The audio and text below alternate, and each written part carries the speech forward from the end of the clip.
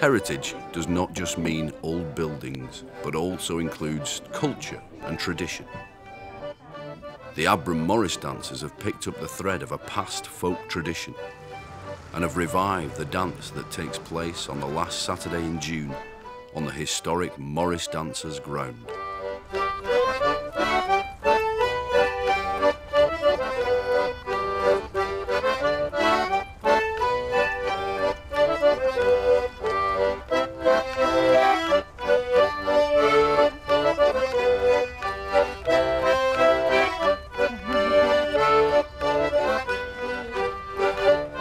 The Morris dance in Abram goes back to time immemorial. No one knows when it began, but the Morris Dancers ground was on the very first of the Ordnance Survey maps.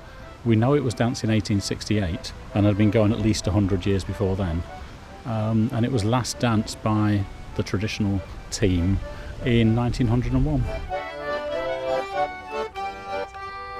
And in 1984 I put an advert in the paper and said, I want to revive this dance. Is anyone interested? And it's gone on every year since then. The funny thing is, it's supposed to be done by the young men of Abram. I suppose we were young when we started 24 years ago, but we're getting a bit past it now. But we'll still keep going. We enjoy it.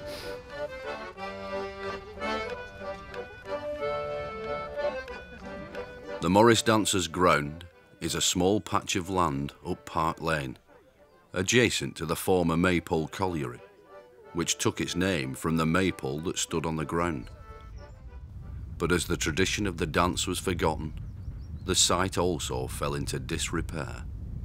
Yeah, we got very disappointed, well I got very disappointed in the state of the Morris Dancers ground, particularly all the damage caused by motorbikes and scramblers, and it was just like wasteland. So we got some funding. The council gave us quite a lot of money. We got a grant from Shell Better Britain. Lots of Morris dancers contributed money because this dance is actually danced all over the world, and lots of people gave us money and we got a grant and we did it up. And we're quite proud of what it looks like now. On the traditional day in June, the Morris dancing team tour around Abram, Bickershaw, Hindley and Platt Bridge, performing the dance around 20 times in a variety of settings. There's an account in the Wigan Observer from 1881 which actually listed all the places that the Morris dancers danced at. So when I revived the dance in the 80s, I followed the same route.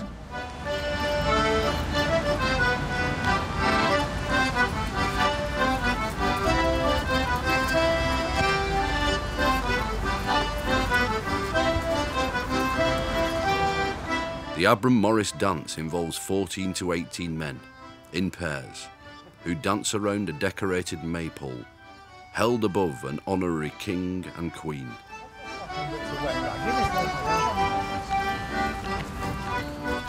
It's an unusual dance in the fact that it's done in a circle, and it's done round a maypole, even though it's not danced in May. So it was always danced at the end of June, July, which I think is probably something to do with Wakes Weeks.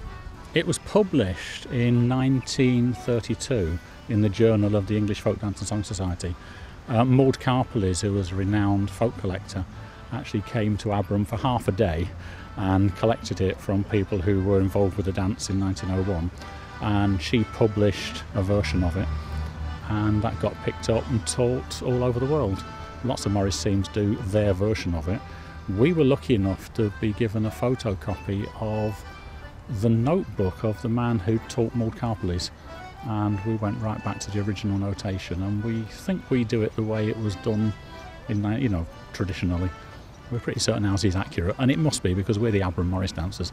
So if we're doing the Abram Morris dance, what we do is right. Well, we do it whatever the weather. We have to. I mean, we only meet for 4 weeks in the year, and then the team disbands. And we get together, in June every year and just practice. We have to come out, whether it's raining or whatever it is.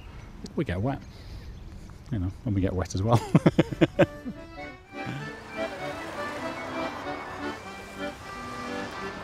It's gone on for centuries, and you know, while there's people like me and all the other lads who are willing to keep it going, long may it continue. It's not irrelevant at all. In fact, I think one of the annoying things about this country is people are losing their English identity. Wales and Scotland are very keen on all their folk events.